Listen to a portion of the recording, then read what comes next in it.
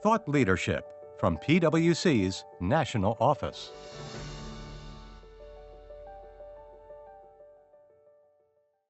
Hello, I'm Diana Stoltzfus, filling in as host for Heather Horn today, and welcome back to PwC's Accounting Podcast. This is Sustainability Now. I'm especially excited for our episodes today because we're coming to you from New York Climate Week, where sustainability reporting and innovation are front and center. With me today is Nadja Picard, PwC's global reporting leader, who has been leading this work and bringing insights directly from the conversations taking place here in New York. Against this backdrop, we'll be diving into the PwC findings of PwC's new Global Sustainability Reporting Survey, which captures perspectives from nearly 500 executives around the world. Before we get started, just a quick note. If you'd like to watch this video of this conversation, you'll find a link in our show notes. Plus, for more on the Global Sustainability Reporting Survey, check out the publication also linked there. Well, Nadja, it's so great to have you here with me and have you here at Climate Week. I know you've been going to a lot of meetings, meeting with a lot of different stakeholders. It would be great just to hear, what are you hearing in your meetings and what perspectives have you gathered to date? Yeah, thank you, Diana. And it's just really one day, really. So it's a bit fresh Well, as well. early. But there's three items that I really already take away from Climate Week. Number one is sustainability reporting as such is almost taken for granted. And we're not talking about making it better. And really, we're talking about making the data used for business purposes. And that resonates well with the results of the survey that we will get into in a little bit, I guess. So item number two, very well linked to that, is there's still talk about the business case for sustainability. And I almost couldn't believe it, but it's quite different from how it was discussed before. Right. Before we discussed it as, does business have a role in solving sustainability issues that we face in this world? Mm-hmm. That has been answered.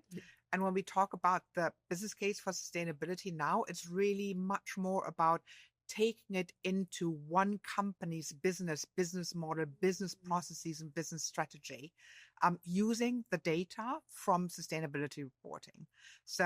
And that is being discussed around climate action, about nature, and other items here at Climate Week.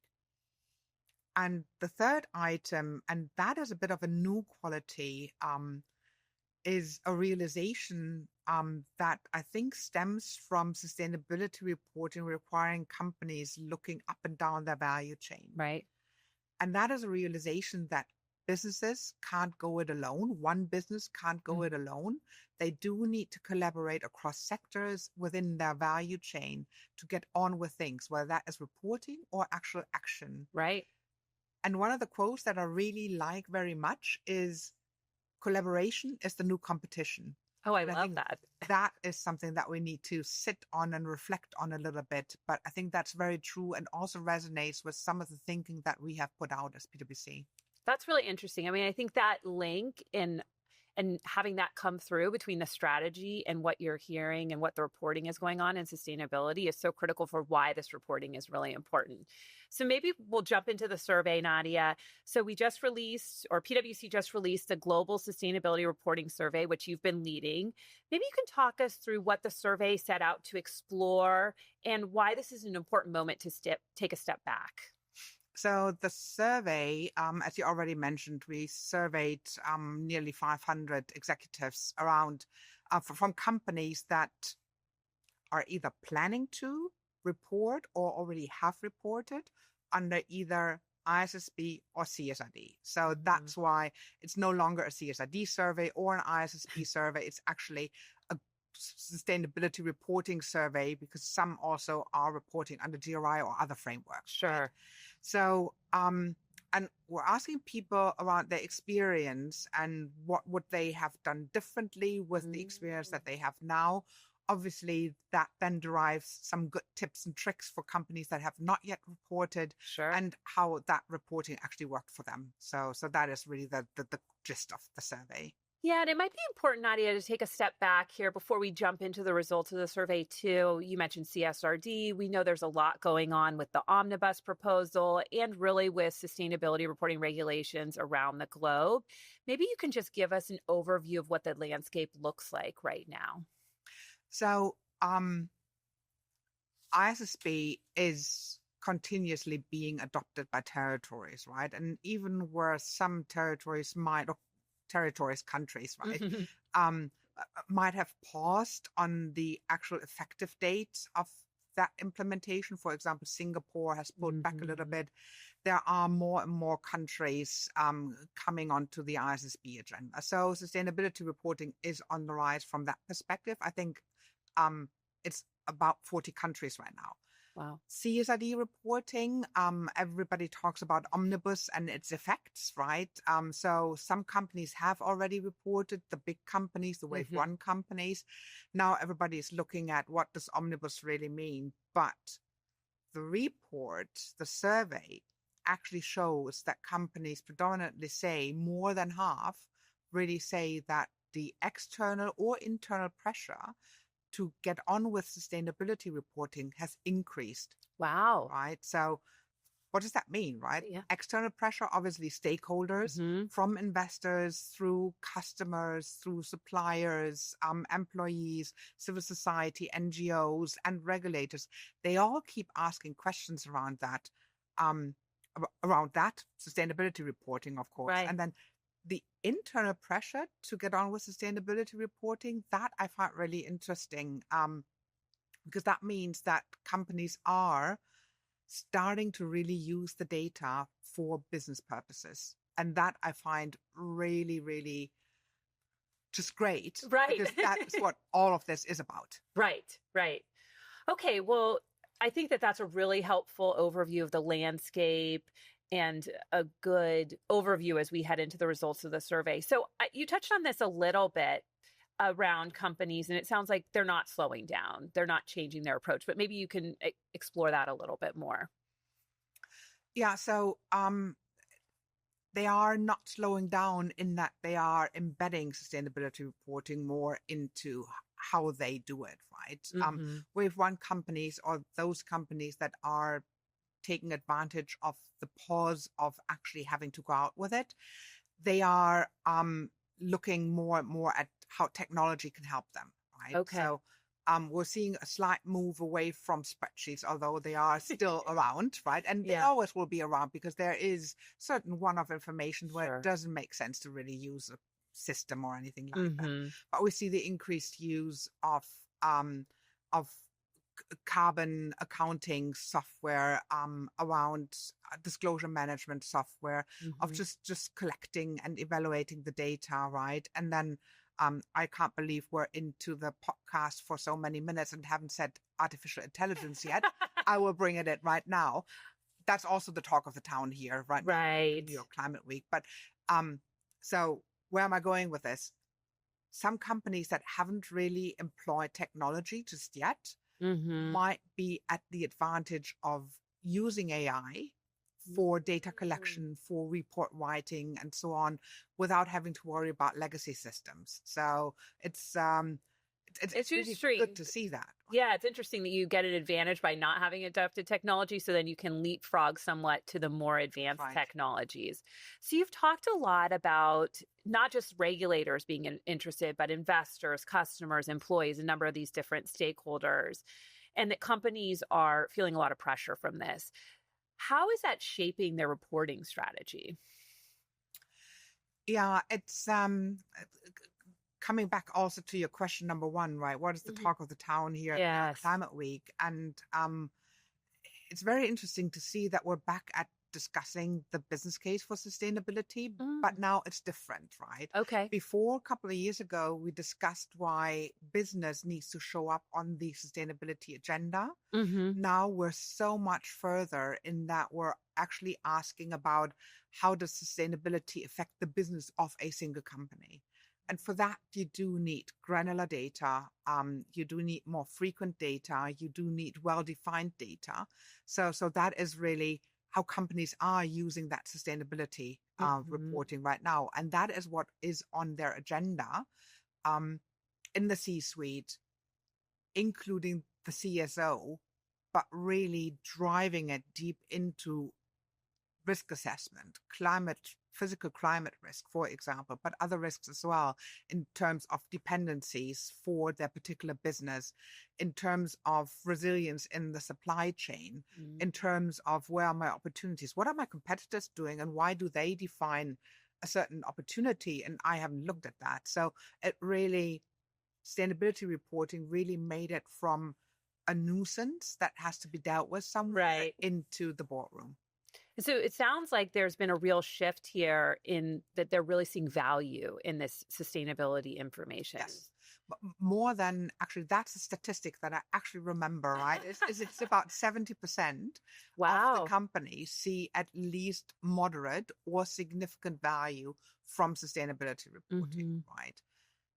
And then, quite interestingly enough, when you correlate that and you look at the companies that see significant value in sustainability reporting, they are the ones that are more likely to use technology to support it, right? Yeah. But they are also the ones that really drive the value beyond the compliance exercise, right? As I just mentioned, risk management opportunities, supply chain resilience, and so on.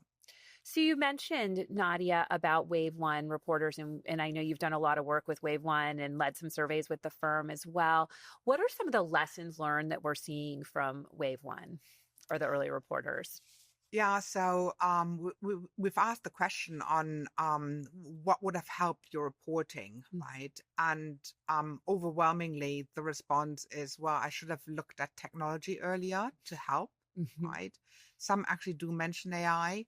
I should have asked for more resources. I should have really brought it more into the boardroom and really get senior leadership support to also get more resources to be able to do it more. Right. Some mentioned that they should have really liaised with their assurance provider earlier to help them with the uncertainties and the interpretation. So it's a bit in retrospect, the things that we have been recommending, right? Companies come back and say, yes, that probably was a good recommendation. And again, as I said before, that's what companies that already have reported are telling us. Right. So that is something for companies that are still about to report. That's probably good lessons to dig into a bit more. And sometimes when it's coming from other companies, it might be easier to hear. Well, we've talked a lot about systems and tools and AI, and that those can help support sustainability reporting. Anything else that you would talk about related to technology and the use of that in sustainability reporting? Well, I mean, it's still a relatively low percentage of the use of AI, right? So 28% of companies, which also shows that I mean, it's vastly increased over last year, but it's still a low percentage. So people are getting more comfortable with the technology and are putting it to use more, either in how they draft disclosures or in how they capture and evaluate data. Yeah. I think that will be something that will continue to develop drastically. Companies are a bit worried about traceability when they use AI, but also that is not unexpected, right? And the last comment that I make in that circumstance is, or on that topic, is there will be an ask for transparency on the use of AI. If you look at the governance disclosures, but also generally what investors are asking for, if you go back to our investor survey, the use of AI and how companies think about it, how they control it, how they govern it, becomes a topic of external disclosure. So we've talked a little bit too about the shift in that regulators are slowing down, they're taking a pause, they're rethinking some of the standards, but really sustainability reporting isn't slowing down overall, as you said, that's continued to advance. Is that right? Well, that is right, because companies, again, are saying that they feel the pressure to get on with it, right? So yes, obviously, the publication of sustainability reports will slow down with respect to companies that have not reported yet. Mm-hmm. But also a lot of companies that we surveyed that haven't reported yet are saying that they will stay on the original schedule of the reporting deadlines. So Oh. some of the large companies that are so-called Wave 2 companies Yep. that now would have 2 more years to actually Mm-hmm. publish their reports, they're still saying we will publish a sustainability report, right? Mm-hmm. And that might not be in full compliance with ESRS, or that might be somewhere between GRI and ESRS. So Right. using a number of frameworks. But again, that demand for transparency Mm-hmm. is steadily increasing. And I think if I really step back and look at that, it's also due to the rising levels of pressures and uncertainties in this world that is fraught by geopolitical conflict, Right. new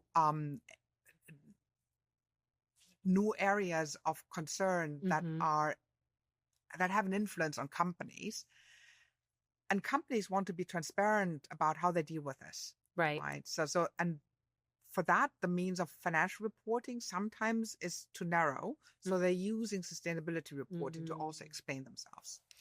And Nadia, we're talking about this survey being from a global perspective as well. Are we seeing differences in that messaging across the globe, or is it pretty consistent in what you're hearing from, obviously not every single person, but, is that generally consistent across the globe? It is generally consistent, right? It is generally consistent. Look, I'm not going to go into Sure. what companies are particularly pressured on by their particular regulator or in their environment, Sure. but it's globally a consistent message.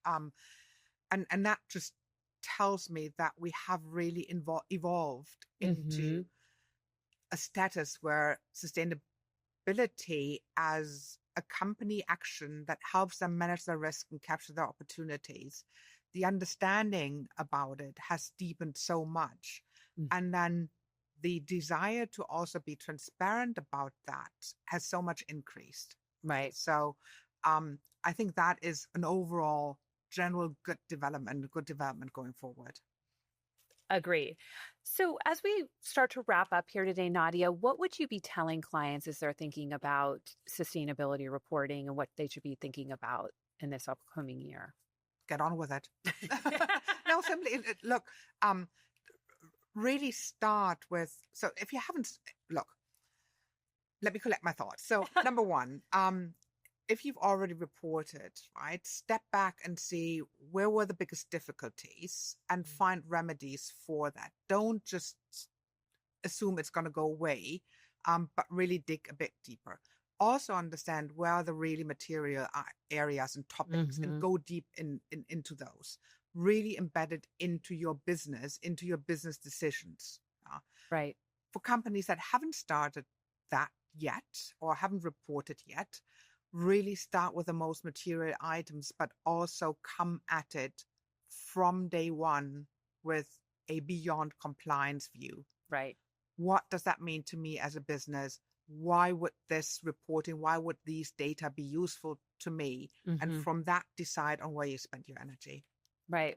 Well, I've heard you talk about this a number of times, Nadia, and I think that's always been a message which resonates with me is the importance of sustainability information beyond compliance, that really is about your business strategy and a business opportunity and using that data effectively in your business. And I'm starting to use slightly different words, right? So business strategy sometimes gets misconstrued to sort of end up in the once-a-year strategy update, right?